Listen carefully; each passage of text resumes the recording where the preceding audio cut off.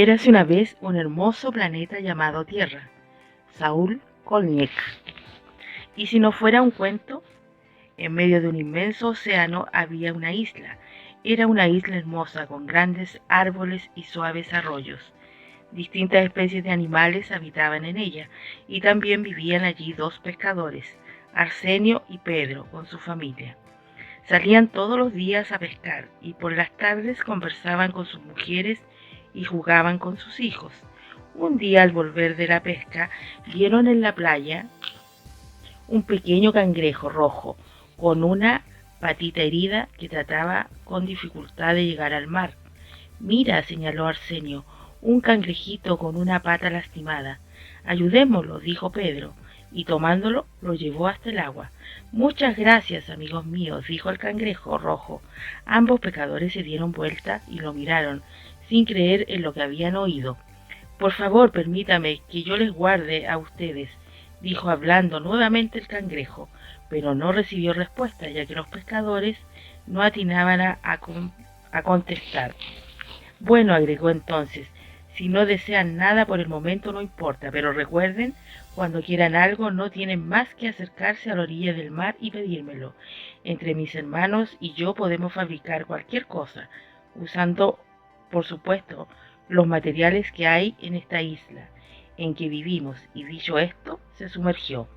Los pescadores regresaron a sus cabañas muy desconcertados, pensando que todo había sido un sueño. Como ese día la pesca no había estado muy provechosa, la comida fue escasa y lo mismo sucedió al día siguiente. Fue por esto que Arsenio decidió pedir un deseo, pero no se lo contó a nadie por temor a que se rieran de él. Caminó hasta la playa y se agachó junto al agua para poder hablar en voz baja, pensando siempre que era muy tonto lo que estaba haciendo. Cangrejito mío, rojo, llamó, ¿me oyes? Este sí me está oyendo, me gustaría pedirle algo para nuestra comida. Clip, clac, clip, clac. Oyó como si fueran muchos pasitos y dos enormes pescados aparecieron a sus pies en menos tiempo de lo que se demoró en pestañear. Feliz recogió los pescados y corrió a su cabaña. Por el camino encontró a Pedro. ¿Qué llevas ahí?, preguntó este. Toma, dijo Arsenio, dándole uno de los pescados. Es para ustedes. ¿Pero de dónde los has sacado?, volvió a preguntar Pedro, sabiendo que su amigo no había salido a pescar. No me lo vas a creer, como Arsenio contó, pero fue ese cangrejo rojo, ¿te acuerdas?, quien me los dio. Entonces era verdad lo que prometía, exclamó Pedro, y devolviéndole su pescadito a Arsenio, corrió a la orilla. Mientras corría pensaba, qué tonto es este Arsenio. ¿Para qué pedir pescado crudo cuando lo puede pedir listo para comer? Cangrejo rojo pidió deseo que me sirvas una buena comida. Oyó y a sus pies apareció una deliciosa comida para toda su familia, en menos tiempo de lo que se demoró en pestañear. Y Melia, la mujer de Arsenio, que limpiaba sus pescados, vio pasar a Pedro con la comida ya guisada. Pedro, si es un hombre inteligente, le dijo, enojada a su marido, pidió la comida hecha. Pero Inelita trató de justificarse a Arsenio. Mañana irás donde ese cangrejo y le pedirás no solo la comida, sino también ropa y zapatos nuevos. Buena falta que nos hacen. Así lo hizo Arsenio al día siguiente. Oyó clip clac, y en un instante aparecieron dos pescados y algunas mantas de algodón y un carnero salvaje, y en otro instante todo fue preparado y curtido y tejido y cortado y también cocido, y en menos tiempo de lo que se demoró en pestañear, ahí estaba la comida exquisita, la ropa nueva y los zapatos brillantes para toda la familia. Por su parte, Andrea y Pedro decidieron pedir no solo ropa y zapatos nuevos, sino también muebles y ropa de cama. Clip clap, se oyó, y otro, cuando Salvaje cayó muerto, y fueron abatidos algunos árboles y cosechado algunas plantas, y Andrea y Pedro tuvieron mucha comida, ropa y muebles nuevos en menos tiempo de lo que se demoraron en pestañear. Arsenio pensó que si el cangrejo podía fabricar muebles, también podría construir una casa. Cangrejo le ordenó: me construirás una casa de piedra. Y tuvo su casa de piedra. Andrea quiso una más grande y el cangrejito se la construyó. Comenzó entonces una verdadera competencia entre ambas familias. Si una pedía 12 platos, la otra exigía 24. Si una quería una torre para su casa, la otra reclamaba un castillo. Pedro le dijo un día a su esposa: vi a Arsenio con unos tenedores de oro.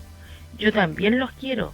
Fue Pedro a la orilla y le pidió al cangrejito unos tenedores y cuchillos de oro.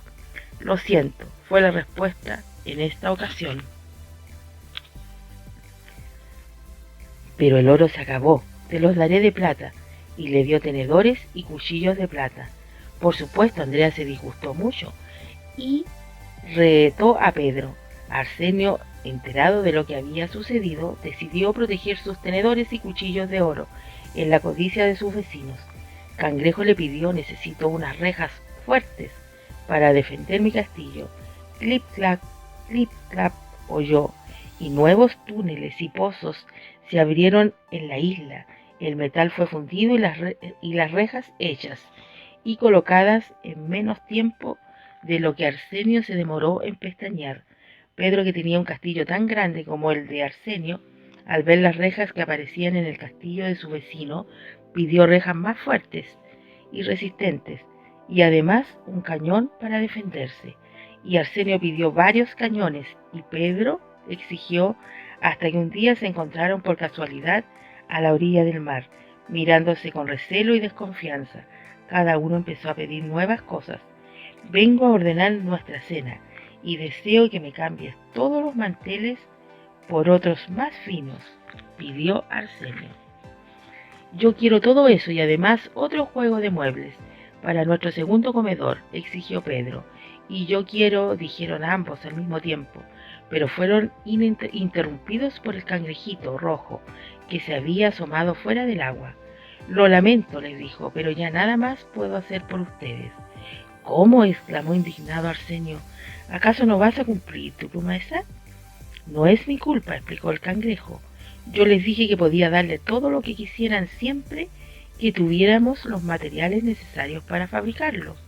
Muy bien, dijo Pedro. Entonces, ¿por qué no puedes hacerlo ahora? No puedo, dijo el pequeño animal, porque ya no quedan árboles, ni minerales, ni plantas, ni animales. Ya no queda nada. La isla es solo una roca desnuda. Pedro, Arsenio, Inelia y Andrea miraron sorprendidos a su alrededor. Hacía mucho tiempo que no miraban la isla, preocupados como habían estado de tener más cosas. El cangrejo rojo tenía razón.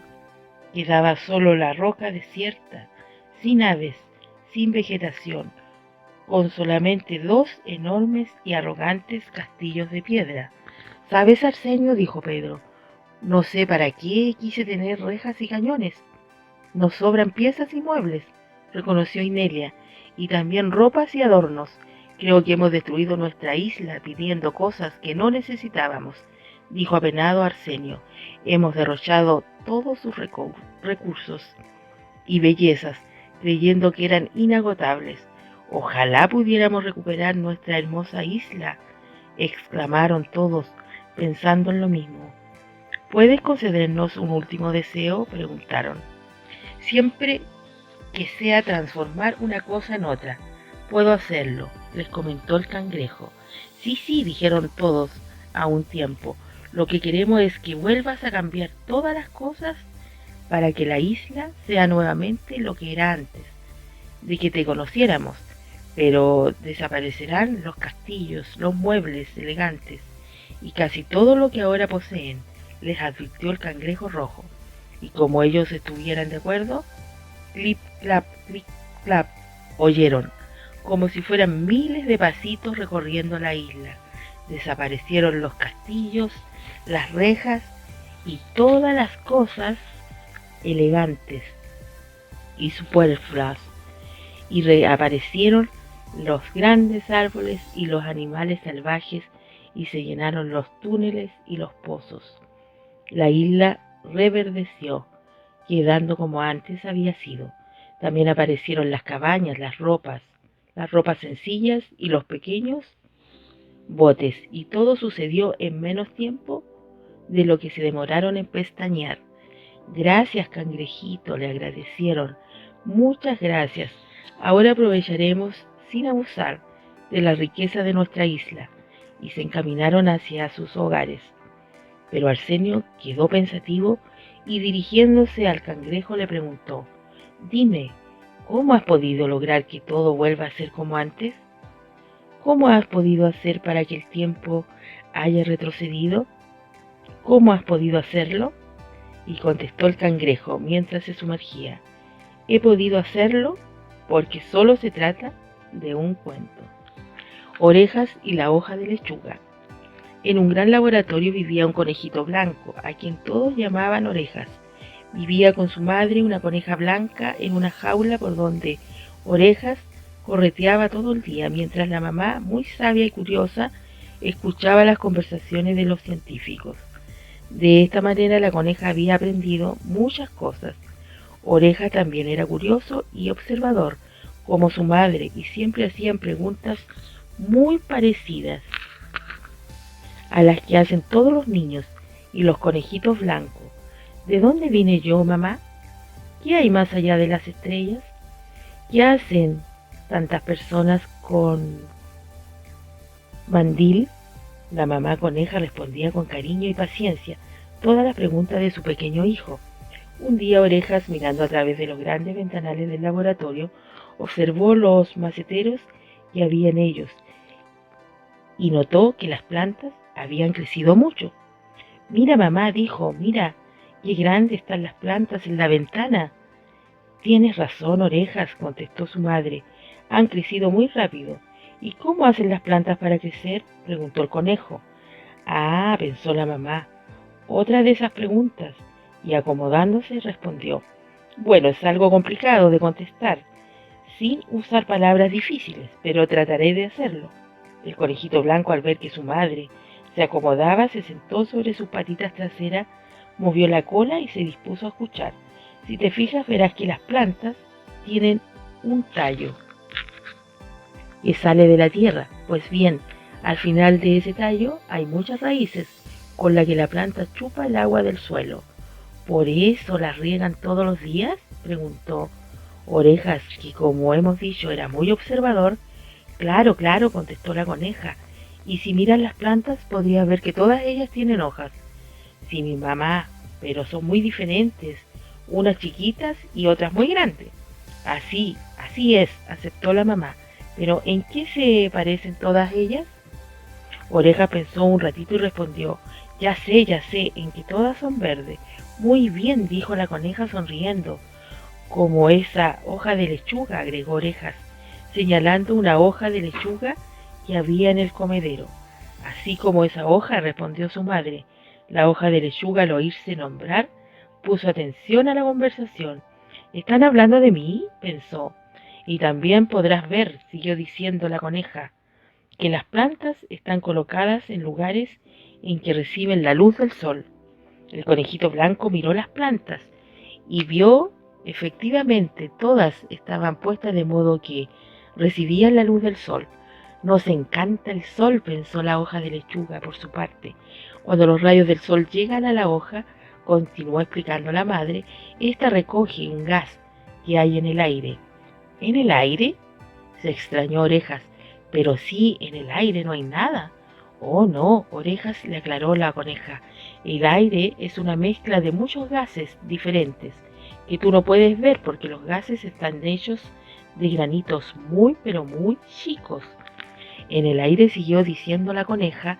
Ay, pero se interrumpió al ver que Orejas miraba fijamente el techo. ¿Qué miras, Orejas? Estoy tratando de ver un gusanito de gas, contestó este. ¡Qué conejo tan tonto!, pensó la lechuga, si ya le dijeron que no se podía ver a simple vista. Pero en verdad no veo nada. ¿Y cómo se llaman esos gases?, preguntó el conejito. Los más abundantes se llaman nitrógeno, oxígeno y dióxido de carbono. ¿Qué? Exclamó Oreja. Te dije que eran palabras difíciles, les recordó su mamá. Por ahora nos preocuparemos del oxígeno y del oxígeno, repitió lentamente el conejito. Bien, ¿y del dióxido de carbono? Pero el conejito Oreja no pudo repetir ese nombre porque se le enredó totalmente la lengüita. ¡Qué conejo tan torpe!, pensó la lechuga, que se creía muy lista. Se dice diocarbono, no. Oxidio, no. Dido, de oxicar, tampoco. Uf. Bueno, no tiene importancia como se diga, dijo para consolarse. Ya aprenderás a decirlo, lo consoló la mamá. El dióxido de carbono es un gas que nosotros echamos hacia afuera al respirar, porque no nos sirve y que las plantas toman del aire. Entonces, usando la luz del sol, lo combinan con el agua que absorben las raíces, y de esta manera fabrican su propio alimento. Exacto, exacto, pensaba la hoja de lechuga. Así lo hago yo. ¡Qué hábil soy! Mientras tanto, Oreja se había puesto a soplar y resoplar. ¿Y qué haces ahora?, le preguntó su madre. Estoy dándole de comer a las plantas, explicó él. Pero qué conejo pero tan tonto, pensó la hoja de lechuga, que sí era muy tonta. No es necesario que te esfuerces, dijo la coneja. Hay mucho dióxido de carbono en el aire, y de todas maneras tú siempre lo estás echando fuera al respirar. Oreja se calmó. ¿Y qué echamos para adentro?, preguntó. Esa es una muy buena pregunta, aseguró la madre. Nosotros aprovechamos el oxígeno del aire, el gas que las plantas expulsan, porque a ellas no les sirve. Por eso las plantas son tan importantes, agregó la sabia coneja, porque ellas al alimentarse dejan libres grandes cantidades de oxígeno. La verdad es que si no fuera por las plantas, ningún animal podría vivir en nuestro mundo. ¿De veras?, preguntó asombrado Orejas. Pues, ¿qué crees tú?, pensó la lechuga. Yo soy mucho más indispensable que todos ustedes. Claro, dijo la coneja, las plantas producen mucho oxígeno y limpian el aire del dióxido de carbono, que es un gas venenoso para los animales. Orejas aguantó la respiración y empezó a ponerse colorado. Su madre se dio cuenta y lo calmó. No te asustes, hijo, es preferible que respires. No te pasará nada, pues hay muy poco de ese gas en el aire. Uf, respiró Oreja, menos mal. Pero en realidad, qué conejo, pero tan tonto, pensó la lechuga, que no entendía a los conejitos. Y esa es la manera como crecen las plantas, comiendo mucho durante todo el tiempo que reciben la luz. Efectivamente, así crecemos, pensó la hoja de lechuga. Y los conejitos también deben comer mucho para crecer, terminó de decir la sabia mamá coneja, haciéndole un cariño con su hocico a Orejas. Muy bien dicho, pensó la hoja de lechuga. Si comes mucho, llegarás a ser tan grande, aunque no tan inteligente como yo. Y hasta es pro. Pero la fastidiosa lechuga no pudo seguir pensando, porque en ese momento Oreja se acercó al comedero y se la comió. Yo como, tú comes, él come. Cierta flor amarilla floreció junto a la laguna. Era la primera flor hasta donde ella alcanzaba a ver que florecía. El viento inclinó su largo tallo y la flor se contempló en el agua quieta y habló a los grillos. ¡Qué maravilloso soy!, les dijo, y qué importante. ¿Saben que el agua de la laguna, la tierra, toda esta planta, con sus raíces, el sol y el aire, todos, trabajan para que yo exista? ¡Shh!, contestaron los grillos. En ese momento, una mariposa que revoloteaba se puso en la flor. Claro que eres importante, le dijo, porque sirve para que yo me alimente, y con su larga trompa comenzó a beber el néctar de la flor.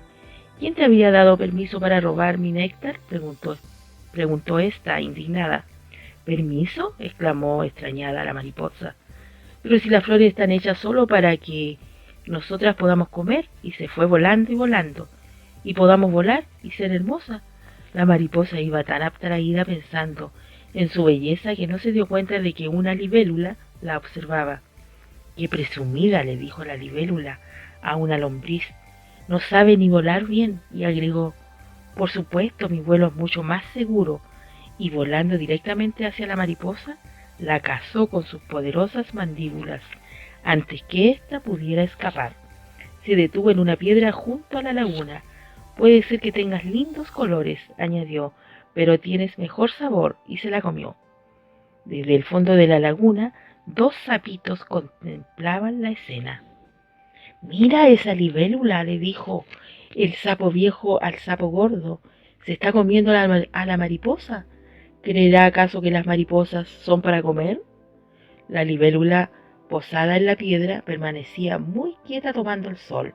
No sé, contestó el sapo gordo, que era muy conversador y glotón.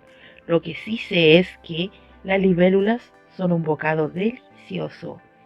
Y desdoblando su larga y pegajosa lengua, atrapó a la libélula y se la comió de un solo bocado. Nunca he probado comer mariposas, agregó, pero el sapo viejo, notando un ligero movimiento en el agua y presintiendo un peligro, ya se alejaba, y hacía bien, porque la tenue agitación del agua la había ocasionado una culebra, deslizándose en la laguna. Por lo demás, ¿a quién le pueden importar las mariposas?, continuaba diciendo el sapo gordo, sin darse cuenta de que su amigo ya no lo escuchaba, cuando lo interesante es que haya muchos bichitos para que nosotros los sapos, los amos de la laguna, podamos comer y saltar, y comer, y croar, y comer, y... Tan distraído estaba el sapo hablando sobre las cosas apetitosas para comer que no sintió la presencia de la culebra, hasta que ya fue muy tarde. Abriendo su enorme boca, la culebra se tragó al sapo. ¡Qué tontos son estos animales!, se dijo. Se creen tan importantes cuando en verdad no lo son, más que un poco de comida para mí, que soy la más astuta, la mejor cazadora y la más elegante de todas las criaturas. Anochecía en la laguna. Todos los animalitos que durante el día correteaban se ocultaban en sus madrigueras o en pequeños rincones para pasar la noche, y todos los animales que durante el día habían dormido comenzaban a despertar para buscar su alimento.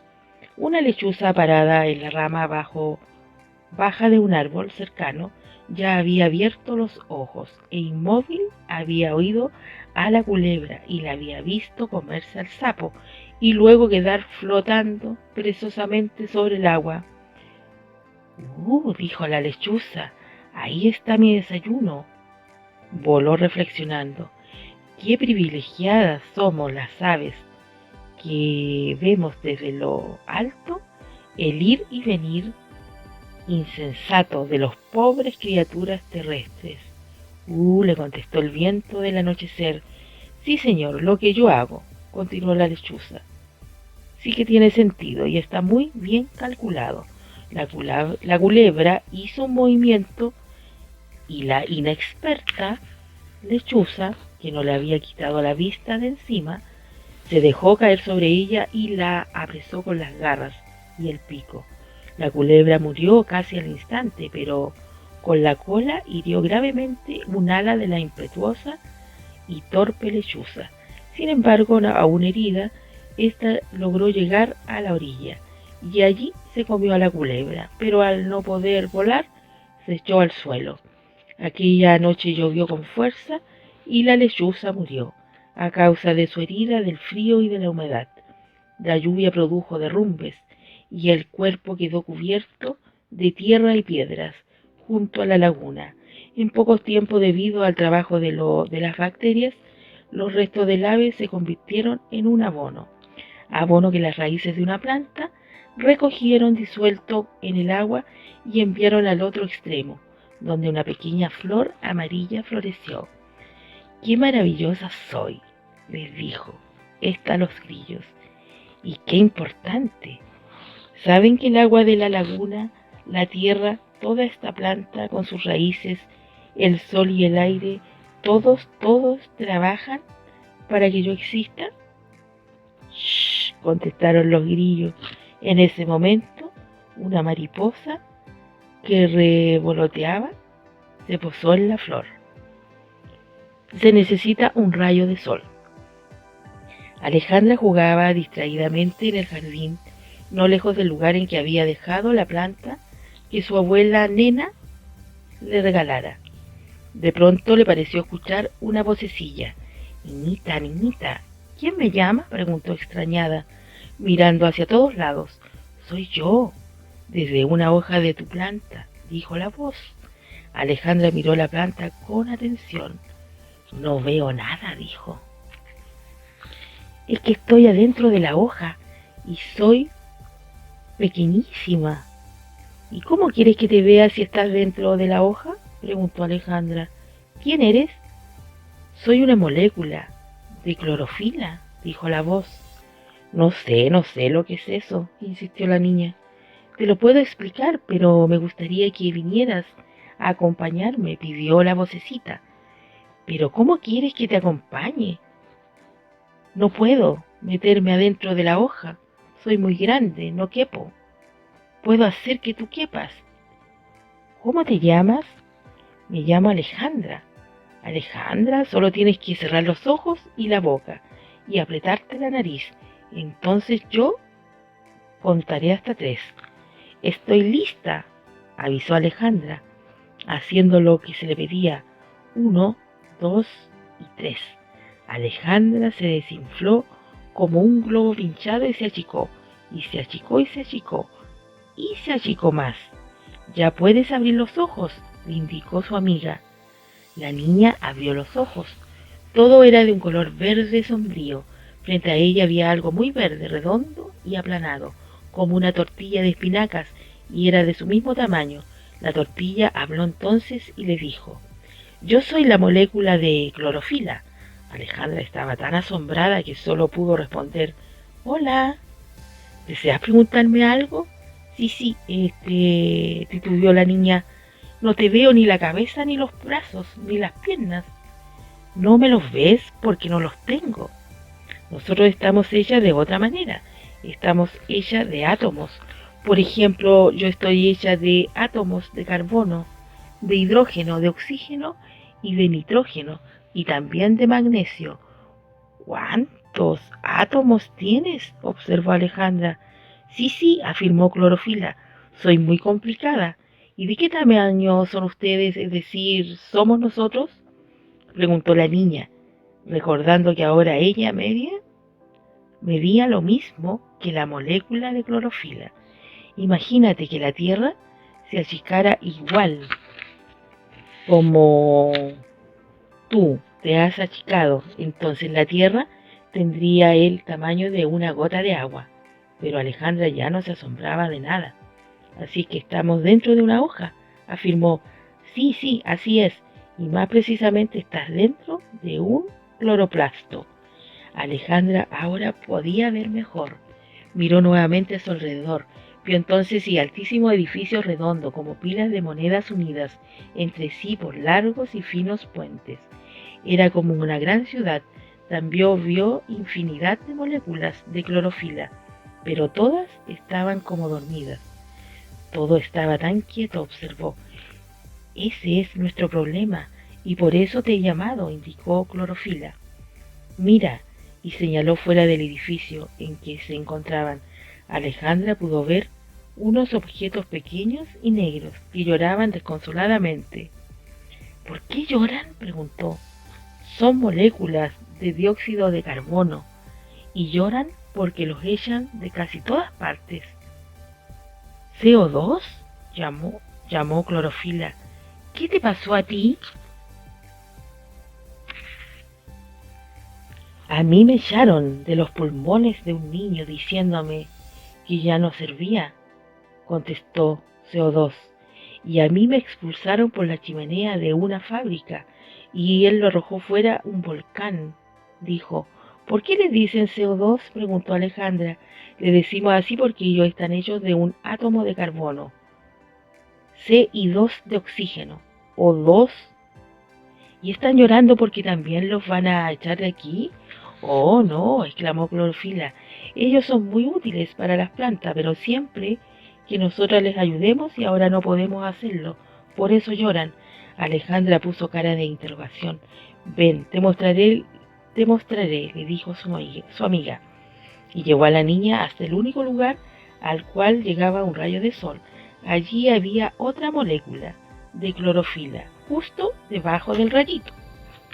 Está comiendo sol, explicó Clorofila. Nosotras nos alimentamos directamente con los rayos del sol. De una cañería en este momento, plop, cayó una bolita transparente. Es una molécula de agua que nos envían directamente desde las raíces, dijo Clorofila y agregó a modo de explicación.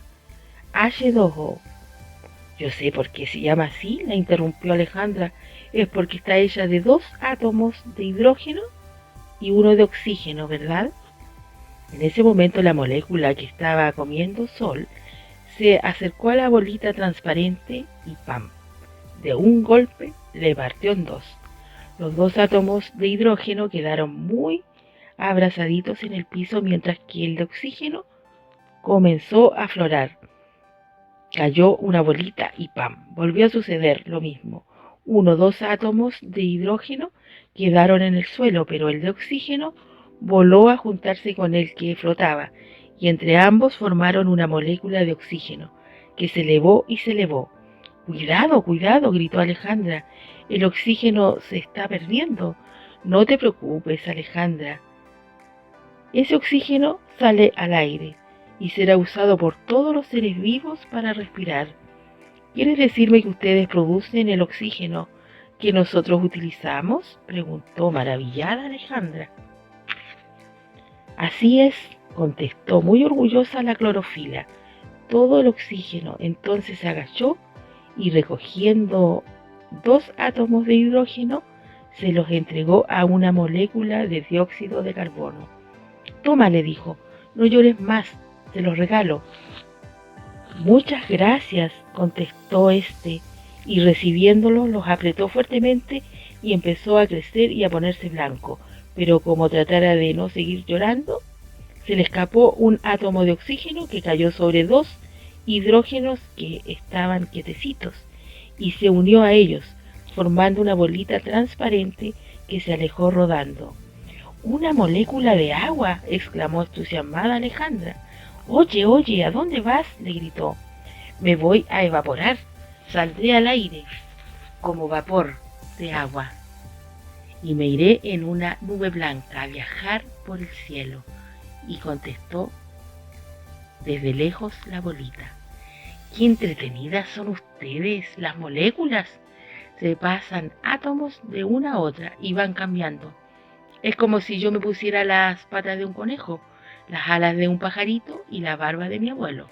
Entonces ya no serías Alejandra, sino otra cosa, dijo Clorofila. Y eso es exactamente lo que nos sucede a nosotras. Oyeron entonces que alguien llamaba. ¿Dónde están mis 5 gemelos? Tienes que tener paciencia. CH2O, le dijo Clorofila a la sustancia en que se había convertido el CO2 al recibir los átomos de hidrógeno y perder 1 de oxígeno. Alejandra calculó mentalmente y llegó a la conclusión de que el nombre CH2O era el que correspondía a aquella sustancia. No tuvieron que esperar mucho por los 5 gemelos, pues muy pronto aparecieron. Entonces, formando una ronda, se fueron bailando. Entre los 6 forman una molécula de azúcar, le dijo Clorofila. Entonces, esta también es una fábrica de azúcar, se admiró la niña. ¿Cuántas cosas hacen ustedes? Hacíamos, aclaró Clorofila. Ahora no podemos hacer ninguna porque nos falta nuestra comida, la luz del sol. Pero esto no puedo remediarlo yo muy fácilmente, exclamó Alejandra. Eso pensábamos nosotras. Vuelve a convertirme en una niña grande, pidió, y cerró los ojos y la boca con fuerza y se apretó la nariz. Esperó a que Clorofila contara hasta 3 y abrió los ojos. Ahí estaban el jardín y la casa, y también el macetero con la planta que su abuelita le había regalado. Qué descuidada soy, se dijo. Dejé mi planta en la sombra. Se agachó, tomó el macetero y lo colocó al sol. Le pareció entonces oír unas vocecillas que salían de todas las hojas de su planta. Gracias, muchas gracias. Gracias, Alejandra, decían. Kulum el huemul travieso. En lo más oculto del bosque, donde rara vez alumbra la luna, está el territorio de los huemules. Son los huemules del bosque. Ellos se alimentan de hojas y hierba tierna. Ahí viven también el pudú, la comadreja y el puma, junto con muchos pequeños animales y pájaros y flores de colores brillantes. La vegetación es exuberante debido a la lluvia y a la humedad permanente. En medio de este bosque templado entre coigües, alerces y robles, en un rincón de la Aquila, nació Kulum, el huemul travieso. Kulum era hermoso y robusto, pero muy descuidado. Todos los huemules caminaban por senderos, pero él corría por cualquier parte, destruyéndolo todo. Kulum le decía a su madre: no rompan los arbustos. Sí, pero mamá, si es tan lindo pisar las ramas para que crujan. Su madre callaba, pero los otros huemules movían las orejas, demostrando su enojo. Todos se acercaban al remanso del arroyo para beber y refrescarse, y teniendo mucho cuidado de no ensuciarlo, pero Kulum estaba corriendo y removía el barro ensuciando el agua. Kulum le decía a su madre: no entres corriendo al agua. Pero mamá, si es tan agradable salpicar hacia todos lados. Su madre callaba, pero los huemules movían sus orejas en señal de disgusto. Kulum salía del agua mojando a los pequeños animales y perseguía a las mariposas y sacudía las ramas de los árboles para espantar a los pajaritos. Kulum le decía a su madre: no debes molestar a nuestros vecinos. Pero mamá, si es tan divertido verlos correr cuando se asustan. La madre callaba, pero todos los huemules movían indignadamente sus orejas. Pasaron los años y el pequeño huemul creció, pero siguió causando los mismos destrozos. Todos estaban enojados con él y por eso, pensando que lo regañaban demasiado, Kulum decidió marcharse, y así lo hizo. Pasó junto a varios lagos, todos muy hermosos, pero siguió caminando hasta que ya muy lejos de su hogar, aunque siempre en el bosque templado, encontró un bello lugar, frondosos árboles, una laguna de aguas claras y amistosos animales. Allí se quedó Kulum a vivir. Sin embargo, como estaba acostumbrado a correr por cualquier parte, destruyendo la vegetación, en poco tiempo rompió los arbustos y las hierbas de su nuevo hogar. Y como estaba acostumbrado a chapotear descuidadamente por el agua, en poco tiempo la laguna se convirtió en un lodazal. Y como estaba también acostumbrado a molestar a los vecinos, en poco tiempo estos disgustados abandonaron aquel sitio. Así pues, Kulum se quedó solo, en un lugar feo y descuidado. Bueno, se dijo, qué lástima que esto esté un poco feo y tampoco acogedor. Tendré que buscar otro paraje más aceptable. Y partió a buscar un paraje más aceptable. Caminó hasta que los árboles escasearon. El bosque templado fue desapareciendo para dejar paso a matorrales, espinos, boldos y algarrobos. Entonces divisó un grupo de cisnes de cuello negro y se acercó a ellos. ¿Qué tal?, los saludó. Soy el huemul Kulum y busco un lugar para vivir. Aquí hay una hermosa laguna, pero no veo muchos árboles. Pues no creo que estos matorrales te sirvan para instalarte, afirmó un viejo cisne. Pero dime, ¿qué haces por acá? ¿Acaso no vives en el bosque? Es que me aburrí de allá, mintió Kulum. no queriendo contarle al cisne que había destruido su territorio. Me aburrí y estoy buscando algo mejor. Te repito que este no es un buen lugar. Para ti, desde luego, no podrás esconderte del puma. Al oír hablar del puma, el huemul prefirió continuar su marcha. De todos modos, dijo, el pasto y las hojas son muy duros por aquí, y siguió adelante comprendiendo que no podía vivir en aquella zona. Cruzó subiendo y bajando innumerables cordones cordilleranos y angostos valles, alimentándose apenas con algunas hierbas y bebiendo en algún arroyo ocasional, hasta que una mañana, al echar una ojeada hacia adelante, casi no pudo creer lo que veía. Frente a él se extendía un largo y enorme desierto. Bueno, dijo pensando en voz alta, hasta aquí llega mi búsqueda. Es indudable que ningún huemul puede vivir en un lugar donde solo hay arena, rocas y cactus. Así es, dijo una voz. Kulum vio un zorro que asomaba la cabeza fuera de su madriguera.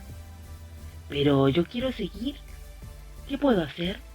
Te diré, algunas veces he salido a cazar hacia el lado de la cordillera y he visto pequeñas quebradas y zanjones donde hay bastantes plantas y muchos bocados deliciosos. Quiero decir, muchos animalitos.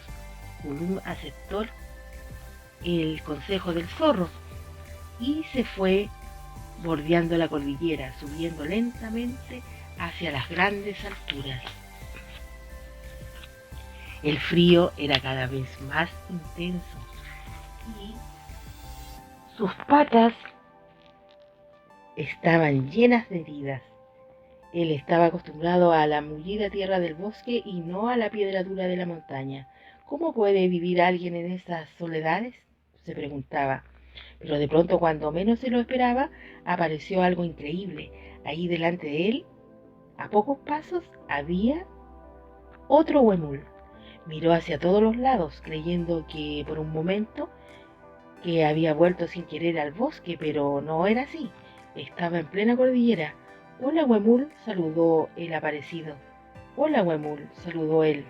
Yo soy Kulum, el huemul del bosque, y yo soy el huemul de la cordillera, le contestó el otro. Se hicieron muy amigos y juntos recorrieron la alta meseta. ¿Por qué no te quedas a vivir con nosotros?, le preguntó su amigo. Agradezco tu invitación, le contestó Kulum, pero la verdad es que casi no puedo respirar en estas alturas. Por las noches tengo mucho frío y en el día mucho calor. Allá en mis bosques, comenzó a recordar con nostalgia, allá en mis bosques el clima es más parejo y aunque a veces hace frío, no es tan intenso como acá. No, primo, yo no podría soportar mucho tiempo viviendo en la cordillera. Bueno, seguramente ya no podría sobrevivir en tu bosque, le dijo el primo para consolarlo. Se despidieron y Kulum continuó su búsqueda. La cordillera comenzó a hacerse más y más baja y poco a poco fue surgiendo la selva tropical. Muy rápidamente la selva se hizo infranqueable y Kulum, agotado, se echó a dormir. No se mueva, oyó que alguien le decía, despertándolo. Él obedeció, buscando con la mirada a quien lo había prevenido, pero no vio nada. Un jaguar anda cerca, dijo la voz. Kulum seguía sin ver nada, pero prefirió seguir inmóvil. Después de un rato la voz volvió a hablar. Ahora, ya no puedes moverte, le dijo. Kulum se levantó y al hacerlo su cabeza golpeó con algo blando. ¡Ay!, gritaron dos voces, la suya y la otra. Miró lo que había golpeado y vio una cabeza colgando. Y más arriba, los brazos, y más arriba el cuerpo, y más arriba todavía las patas. ¿Qué haces colgado ahí?, preguntó. Yo soy un perezoso y así vivo, contestó este. Kulum movió la cabeza sin entender cómo alguien podía vivir siempre colgado. Intentó comer hojas de los extraños árboles, pero tenían mal sabor, le provocaban incluso un pequeño dolor. Al pisar una rama, esta se le vino encima. Era una boa. Escapó aterrorizado hiriéndose con las lianas y troncos caídos en el suelo. Ese día fue suficiente para que Gollum comprendiera que los huemules no pueden vivir en la selva tropical. Entonces decidió volver a su bosque, y caminó y caminó y caminó, y de regreso hasta que llegó a una extensa llanura cubierta solo de pasto. Un animal parado en dos patas se le acercó. ¿Qué tal?, le dijo. Te apuesto que corro más rápido que tú. El huemul lo miró. Apareció una vizcaya de las praderas y se acercó a ambos. No le hagas caso, dijo. El ñandú es un pájaro muy veloz, más veloz que un caballo. También traté de encontrar otro lugar del bosque, pero los otros huemules fueron muy malos y no me lo permitieron, rezongó. Gollum le reprochó Kochi. Tú sabes muy bien por qué lo hicieron y también sabes qué es lo que debes hacer. Está bien, reconoció él. Ya sé que debo quedarme aquí y que debo ser mucho más cuidadoso. Entonces me quedaré contigo, ofreció ella, y entre los dos arreglaremos este lugar de modo que vuelva a ser un hermoso y acogedor. Así lo hicieron, y como la naturaleza es generosa, muy pronto los daños que Gollum había ocasionado quedaron reparados, y todo volvió a ser como antes. Todo. No, todo no. Si miramos con atención, veremos a Gollum, Lemu, como se llama ahora Gollum, caminar con paso tranquilo por un sendero seguido de Kochi y de tres pequeños huemules que caminaron en fila tratando de no dar ni un solo paso fuera del sendero. ¿Por qué no se puede cazar un dodo en una pequeña y montañosa isla del mar Índico llamado Isla Mauricio? Allá por el año 1660 vivía un tejedor famoso por la calidad de sus esteras y sombreros. Nadie supo el secreto de fabricación de los tejidos que él hacía, nadie excepto yo, y como Berto el tejedor murió hace ya muchos años, creo que no lo puedo contar. En la isla Mauricio crecían esbeltas palmeras, de cuyos frutos unos coquitos que tenían la cáscara dura y gruesa, cubierta con una capa de fibras, y que no eran mayores que un huevo de gallina. Nuestro tejedor obtenía el material para sus trabajos. Teresa le decía a su mujer: vamos a ver si ya los cangrejos dejaron sus nidos. Yo ya voy, Berto, contestaba esta, y ambos bajaban a la playa y buscaban al pie de las palmeras, entre las plantas de orquídeas. Me preguntarás, ¿qué tienen que ver los nidos del cangrejo Virgo con los tejidos del berro? Dejémonos que él mismo nos cuente. Este es mi secreto, Teresa, le decía a su mujer, mientras recogía el nido. Los cangrejos arrancan la fibra que cubre los cocos y la ablandan hasta dejarla convertida en suaves hebras con las que fabricamos sus nidos. ¿Y tú utilizas esa fibra suave en vez de la fibra dura del coco para hacer sus tejidos?, decía Teresa, que admiraba la habilidad de su marido. Así es, Teresa, contestaba orgullosamente el tejedor. Durante la primavera, la playa se cubría de orquídeas rojas y los chapamieles, unos pequeños pajarillos, revoloteaban junto a las flores, tomando su néctar. Lo que no sabían Berto y Teresa es que los chupamieles, además de tomar el néctar de las flores, permitían la polinización de las orquídeas, pues sus cabecitas se impregnaban del polen de las flores, transportándolas hacia otras. Las semillas de orquídeas caían en las grietas de los troncos y la planta crecía luego, arrastrándose por la arena. A su vez, los chupamieles construían sus nidos en las palmeras de 1 y 2 años, pues a estos pájaros no les gustaba la dureza de las hojas de los árboles viejos. ¿Qué haríamos nosotros sin las palmeras?, había preguntado en cierta ocasión Teresa. Mejor ni pensarlo, había respondido Berto. Sin las palmeras no tendríamos los cocos, ni los nidos de cangrejo. Mejor ni pensarlo. Pero estaban los dodos.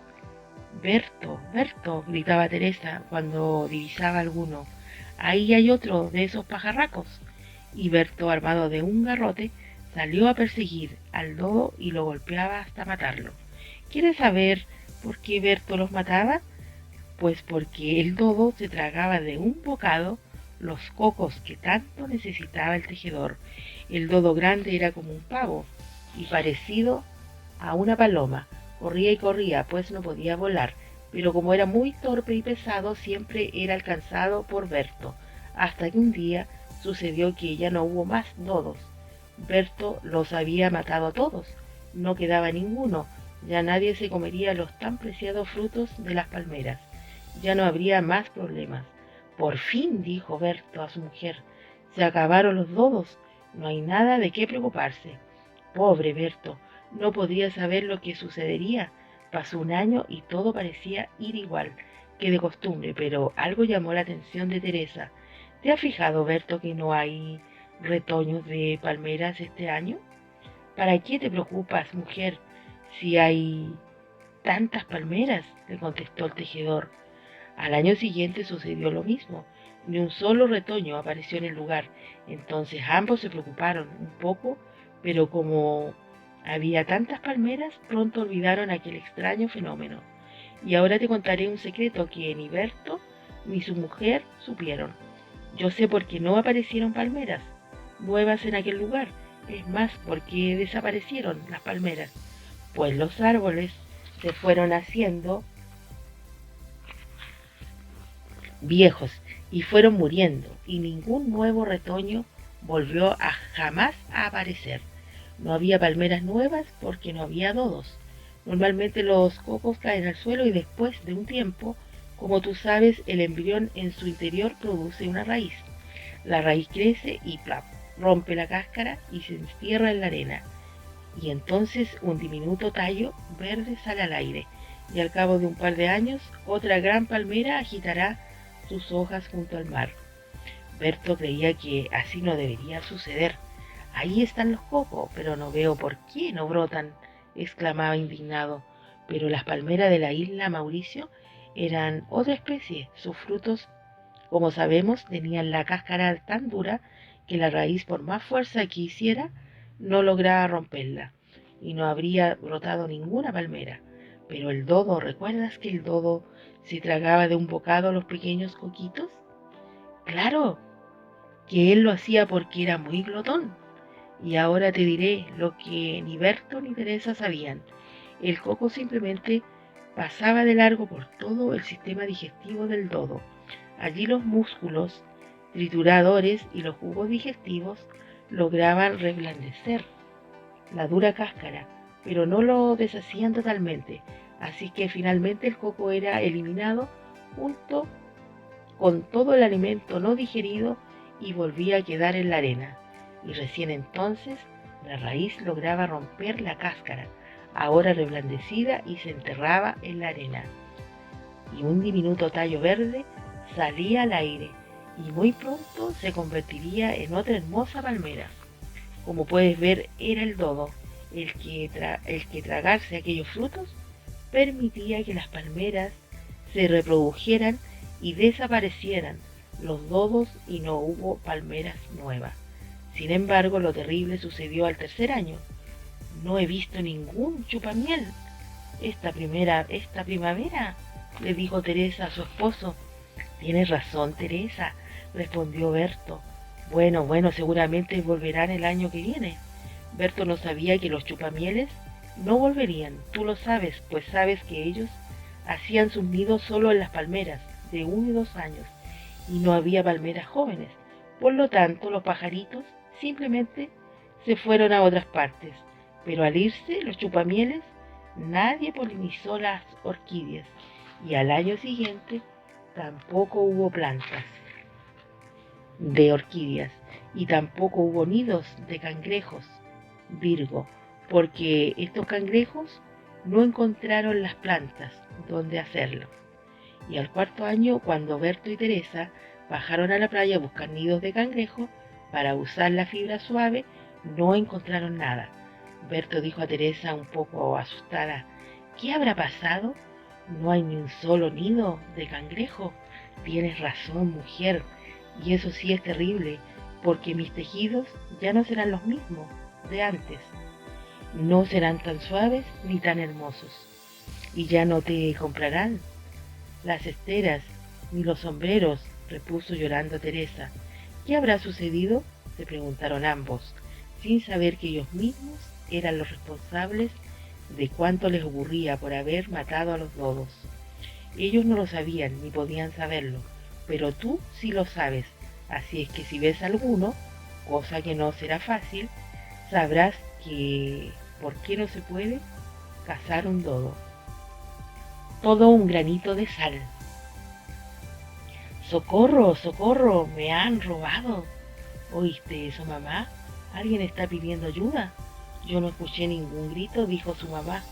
Y ahora tómate la sopa y no le eches tanta sal, murmuró la niña llenando la cuchara. Pero cuando la llevaba a la boca, ¡socorro, socorro!, volvió a escuchar. Miró a su madre mientras ésta se alejaba hacia otro laboratorio. Aprovecharía su ausencia. Cerró con fuerza los ojos, la boca y hasta los oídos. Apretó con fuerza los puños y comenzó a contar. 1, 2 y en verdad había sido un día extraordinario.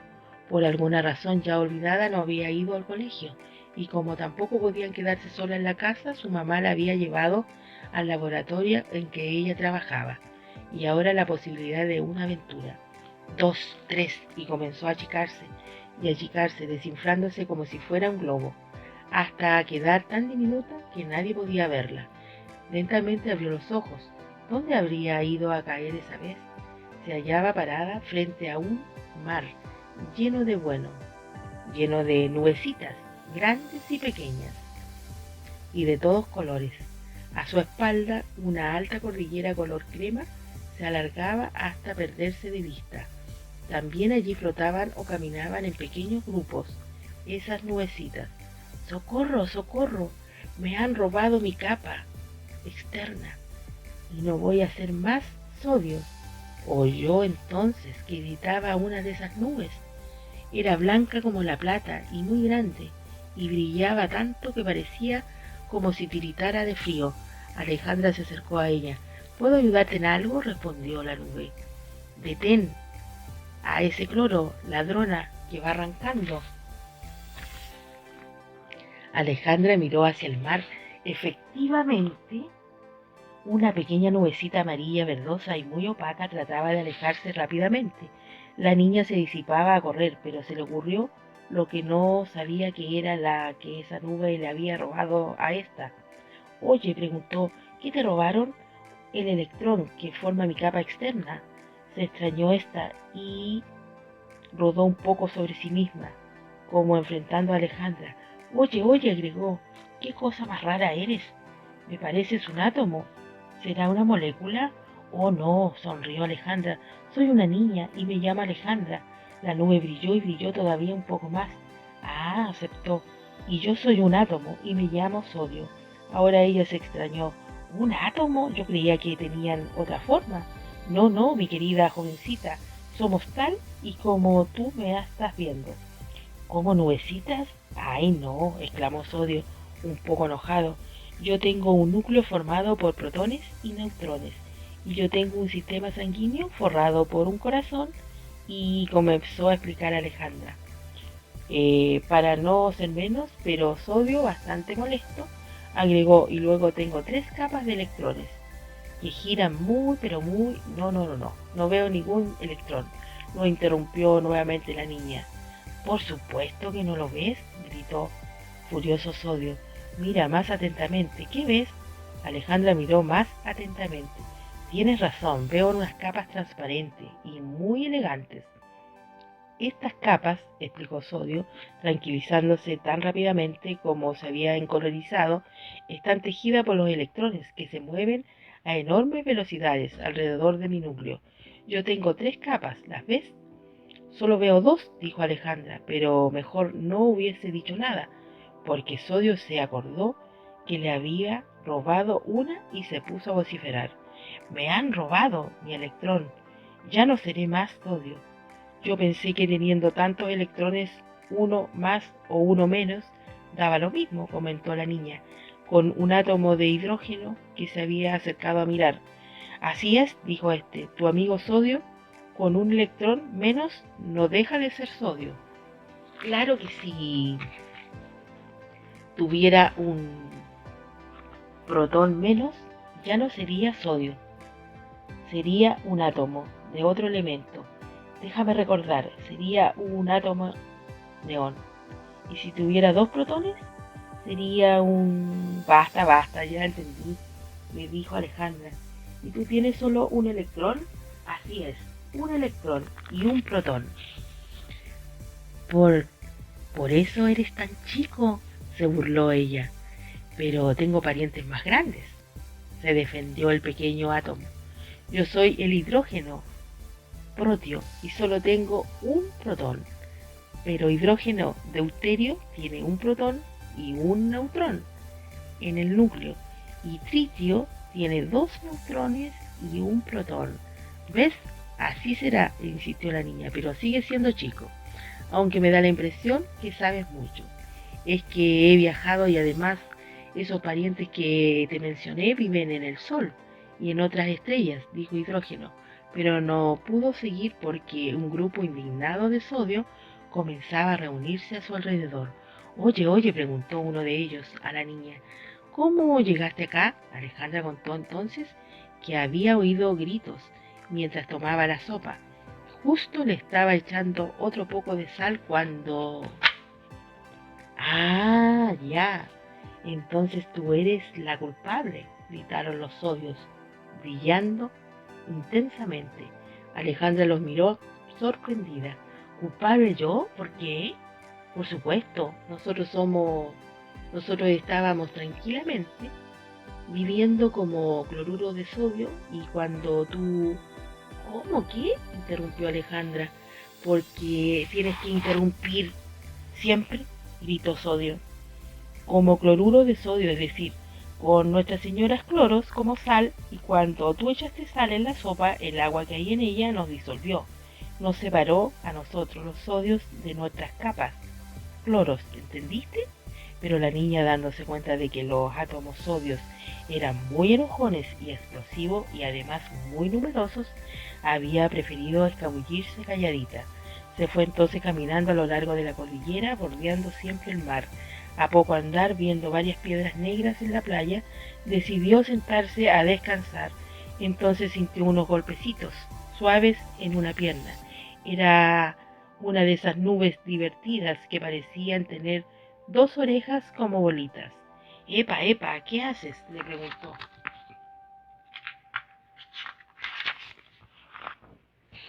Estoy cruzando, tratando de hidratarte. ¿Acaso no eres un cristal de algo? No, explicó la niña, no soy un cristal. ¿Qué querías hacer? Qué pena, lloriqueó la nube. Como yo soy una molécula de agua, quería introducirme entre tus átomos para hidratarte, pero parece que estás demasiado seca. Deberé pedir ayuda. Espérame un poco y volveré con muchas amigas, puesto yo creo que solo eres un globo con orejas, y bastante ridículo. No son orejas, son más dos átomos, hidrógeno y lo que tú supones un globo es mi átomo, de oxígeno. De oxígeno, ya te dije, soy una molécula de agua. ¿Molécula de agua? Sí, he oído hablar de ti. Ah, por eso estás en esta sopa. ¿Sopa? ¿Sopa? ¿Tú te llamas sopa? Preguntó la molécula. No, rió Alejandra, sopa es esto donde estamos, este mar, esta cordillera. ¿Cordillera eso? ¿Eso es un fideo? Oh, exclamó Alejandra. Nunca pensé que un fideo fuera tan grande, pero hablaba sola, pues la molécula de agua ya había partido en busca de su amiga. En ese momento la niña pudo ver también flotando en aquel mar de átomos, azufre con una capa amarilla, átomo fósforo con capas rojas, átomos, hierro, magnesio, carbono, como negras piedras, y otros muchos. Pensar que me los iba a comer a todos juntos, recordó, pero sus pensamientos se vieron interrumpidos por los gritos de los sodios, que se acercaban. Ahí está la culpable. Ella nos trajo acá, y por su culpa hemos perdido nuestras esposas y nuestras hermosas capas blancas. Oh, jamás he visto tantos sodios juntos, exclamó Alejandra. Nunca más le echaré tanta sal a la sopa. Vamos, vamos, le dijo un átomo, nitrógeno, que estaba junto a ella. Sujétate a mí. Como soy un elemento gaseoso, trataré de ayudarte a escapar volando. Alejandra no perdió un segundo. Con mucha fuerza abrazó al pequeño átomo, nitrógeno, y ambos se elevaron, poniéndose así fuera del alcance de los indignados sodios. De hacer algo, pensó la niña, me da pena verlos tan enojados. ¿Hacia dónde te llevo?, preguntó Nitrógeno. Hacia allá, señaló la niña, indicando una mancha amarilla verdosa. Allá deben estar las señoras Cloros. Debo hablar con ellas. Nitrógeno voló hasta situarse sobre los átomos cloros. Escúchenme, gritó Alejandra desde lo alto. Quiero proponerles algo tan pequeño cambio. No nos interesa cambiar. Tenemos 8 electrones en nuestra capa externa. Somos estables, pero podrían tener los 8 electrones y además a sus esposos, sugirió la niña. Y vale la pena, agregó para convencerlos, porque no hay nada tan lindo como el amor. Algunas pocas señoras Cloros giraron para escucharla mejor. Ellas no tenían 8, sino 7 electrones en su capa externa, porque no le habían robado un electrón a nadie. ¿Cómo lo harás?, se interesaron. Las volveré a convertir en cristales de sal. Así podrían estar junto a sus esposos, sodios, y compartir el electrón con ellos. Y tendrán 8 electrones, agregó. Hay demasiada agua, no puede hacerse, dijo una de ellas. Déjenme eso a mí, insistió la niña descendiendo. Vengan, apílense sobre la palma de mi mano. La señora Cloros aceptó e hicieron lo que ella pedía. Lo mismo logró que hicieron los sodios, y entonces, cerrando los ojos y la boca, volvió a contar hacia 3 y creció hasta volver a su tamaño normal. Muy despacito abrió la mano. Había logrado su propósito. Al secarse los sodios, habían recuperado su electrón, y los cloros ahora tenían de nuevo a sus maridos, y ahí estaban convertidos nuevamente en granitos de sal, en cristales de cloruro de sodio. Su madre, que se acercaba con otros caballeros, le preguntó: ¿por qué tiene sal en la mano? Pero siguió de largo, sin esperar la respuesta, pues el caballero le estaba hablando. Como usted sabe, colega, le decía, sería sumamente importante poder ver un átomo. Jamás nadie los ha visto ninguno. Alejandra, que lo había escuchado todo, sonrió. Eso es lo que usted cree, señor, dijo en voz baja, mientras guardaba como recuerdo los granitos de sal en su bolsillo. ¿Por qué lloran los sauces?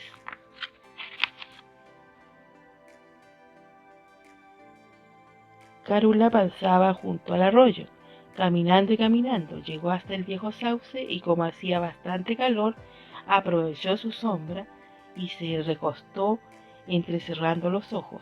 El sauce contempló su tierna sonrisa. Hola, le dijo. Hola, sauce, le contestó. ¿Cómo estás? Bien, bien, respondió este, porque era muy tímido, pero se notaba que no estaba bien. Sauce, lo que ella lo llamó cariñosamente. Sí, es verdad, es que estoy muy apenado, reconoció el sauce. Está muy apenado, repitieron las ramas que colgaban hasta el agua. Está muy apenado, repitieron las hojas, redondas como monedas. ¿Me puedes contar por qué estás triste? Te vas a aburrir. No, cuéntamelo. Como si fuera un cuento, propuso Cárula. El sauce cayó un momento recordando. Las hojas redondas, como las lunas verdes, dejan de agitarse y las ramas dejaron de jugar con el arroyo para que el sauce pudiera pensar mejor. Hace mucho tiempo un sauce crecía junto a otros árboles alrededor de una laguna, pero no era como los que tú has visto, como el tronco retorcido y lleno de nudos. Era un sauce esbelto. Su tronco y sus ramas apuntaban directamente al cielo, no como mis ramas que cuelgan, y movió sus ramas colgantes. Un día un joven que pasaba por el lugar, viendo el agua tan fresca y clara, decidió tomar un baño. Yo hubiera hecho lo mismo, exclamó Cárula. Me encanta bañarme en agua fría. Pero cuidado, prosiguió el sauce, porque lo que era joven no sabía en que en el centro de la laguna, que era muy profunda, había un peligro muy grande, un remolino que arrastraba cualquier cosa que se pusiera a su alcance. El joven entró al agua y comenzó a nadar, pero de pronto se vio arrastrado por el remolino y comenzó a girar, y por más esfuerzos que realizaba, no lograba escapar del normal peligro. ¡Qué horroroso!, exclamó Cárula, espantada. Al principio trató de alcanzar nadando la orilla, pero al ver esto le era imposible. Comenzó a gritar pidiendo ayuda. ¡Socorro, socorro, socorro!, gritaba. ¿No hay alguien que me ayude? ¿Nadie me escucha? Pero nadie respondía porque no había nadie. Solo estaban los árboles alrededor de la laguna. Cuando por fin comprendió que estaba solo, se dirigió al álamo y le pidió: Álamo, álamo, por favor, baja tus ramas para poder tomarme de ellas y escapar de este horrible remolino, por favor. El álamo no respondió. ¿Sabes?, insistió el joven. El otro día yo mismo planté una corrida entera de álamos. Si no me ayudas, ¿cómo voy a seguir plantando? Entonces el álamo habló. Y por eso he de ayudarte. ¿Acaso tú vendrás a ayudarme cuando llegue el leñador y me corte para usar mi madera? Porque para eso me plantan ustedes, los hombres, para cortarme cuando estoy en la plenitud de mi vida. Dándose cuenta de que el álamo no le ayudaría, el joven le pidió al aromo. Aromo, aromo, por favor, le dijo, ayúdame a salir de esta laguna, me estoy ahogando. Pero el aromo no le respondió y volvió a pedirle, aromo, a ti ningún leñador te vendrá a cortar para usar tu madera. Y sabes, yo siempre riego el aromo que crece frente a mi ventana. Si no me ayudas, ¿quién seguirá haciéndolo? No, no, no es así, se negó el aromo. Tú me riegas solo para arrancarme después mis flores, mis hermosas flores. Entonces el joven le pidió al boldo que lo salvara, pero éste se rehusó a ayudarlo, haciéndole notar que los hombres le quitaban continuamente sus brillantes y verdes hojas. Tampoco el palto quiso ayudarlo a él, los hombres lo despojaban de sus frutas. Mientras tanto el remolino seguía girando y girando y arrastrándose cada vez más. El joven, cuyas fuerzas ya se le agotaban, solo quedaba un sauce. Sauce, señor Sauce, llamó el joven, cuando ya casi había perdido las esperanzas de salir con vida de aquel implacable remolino. Sauce, por favor, ayúdame. Baja tus ramas para poderme agarrar de ellas. No dejes que me ahogue, por favor. El sauce, que hasta ese momento había estado distraído mirando junto con su tronco y sus ramas hacia lo alto, y que no había visto al joven, lo oyó, y viendo el peligro en que se encontraba, sin pensarlo dos veces, inclinó sus ramas hasta que tocaron el agua para que él las alcanzara. Pero era un muchacho robusto, y una vez que se hubo aferrado a ellas, el sauce tuvo que hacer mucha fuerza para sujetarlo. Su tronco se dobló una y otra vez, quedando entero retorcido, y las ramas se inclinaron tanto con el peso que no pudieron volver a levantarse para apuntar como antes lo habían hecho, hacia el cielo. Ahora quedaron colgando como agotadas. ¿Y el joven?, preguntó Cárula. El joven, pero mira lo que pasó. Los álamos siguieron creciendo derechos hacia el cielo. Los aromos siguieron floreciendo con sus flores amarillas. Los boldos siguieron teniendo hojas brillantes y los paltos cargándose con grandes frutas. Pero nosotros los sauces... ¿Pero qué pasó con el joven?, volvió a preguntar Cárula. Nosotros cambiamos, continuó el sauce, sin oírla. Nuestros troncos se torcieron y las ramas quedaron colgando. Y suspiró tan profundamente que todas las florcitas de los alrededores se agitaron. ¿Y estás apenado por tu figura?, preguntó la niña, sin poder creerlo. Por eso y porque no servimos para nada, afirmó con pena el árbol. Un momento, se enojó Cárula, levantándose y caminando de un lado para otro. Mientras hablaba, ¿me vas a decir que porque 4 necios y egoístas árboles no fueron capaces de hacer una buena acción, tú sientes pena? No es eso, trató de explicar el sauce, pero la niña continuó. Has de saber que lo que ellos dijeron como disculpa para no molestarse en ayudar al joven no es cierto. No, señor, claro que es posible que algunos hombres planten álamos solo para usar después su madera, pero también es cierto que muchos otros, e incluso ellos mismos, los plantan además para formar hermosos parques y alamedas. Se asombró el sauce, pero Cárula estaba tan enojada que no lo escuchó. Siguió hablando. ¿Y si algunos cortamos las flores de los aromos, o sacamos hojas del boldo o frutos del palto, ya sea para adornar nuestras casas o como remedio o por los sabrosos que son? Siempre tenemos mucho cuidado de que el árbol no se estropee, que no le pase nada, y para eso lo cuidamos, lo desinfectamos y lo regamos. Bueno, reconoció el sauce, es posible que tú tengas razón, pero eso demuestra que yo también la tengo. Yo no sirvo para nada. Cárula se puso entonces a reír, y su risa era tan contagiosa que todas las hojas, redondas como luna llena, rieron con ella. El sauce estaba desconcertado. ¿Qué crees que estoy haciendo aquí debajo de tu follaje?, le preguntó la niña. Te has recostado a descansar, aprovechando mi sombra, respondió éste, dándose cuenta de que no era inútil, después de todo, que sí servía para algo, y recordó que no solo los hombres y los niños, sino también muchos animales buscaban refugio bajo sus ramas. Así es, aseguró la niña, tu sombra es muy acogedora, pero debes saber que tú mismo, con tu tronco de forma caprichosa y con esas ramas que cuelgan sobre los arroyos y lagunas, ayudas a hacer más lindo el campo.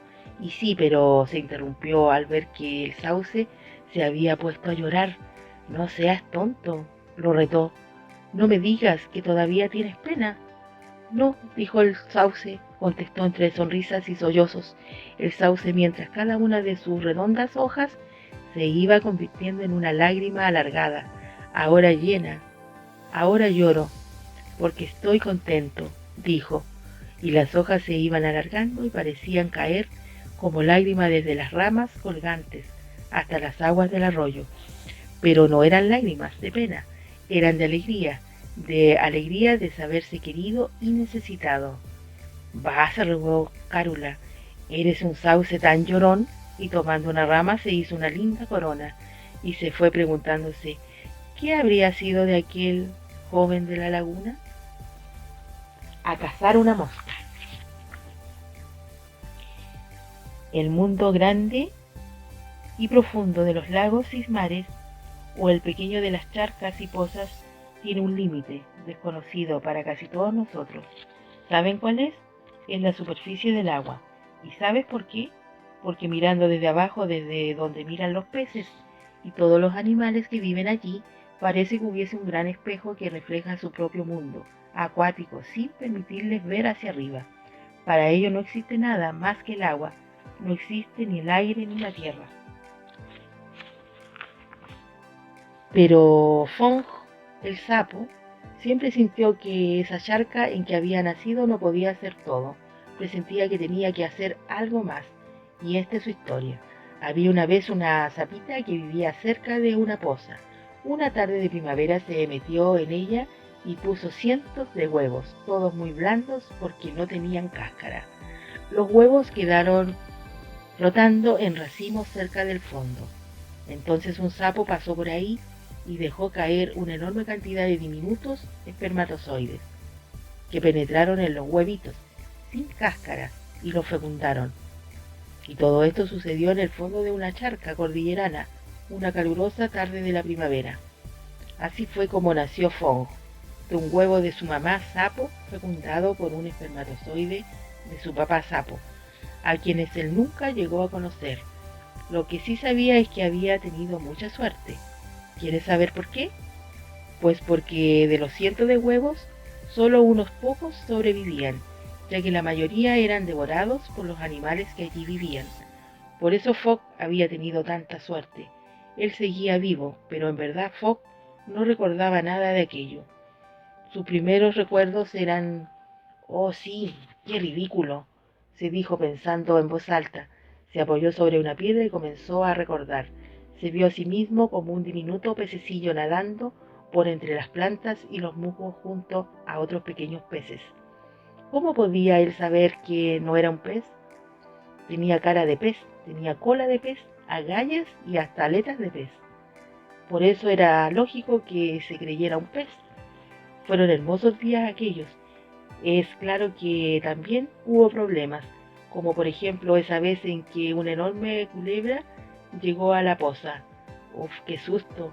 Menos mal que alcanzó a esconderse debajo de una piedra y semicubierto por el lodo del fondo se quedó quietecito hasta que la culebra siguió su camino por el arroyo abajo.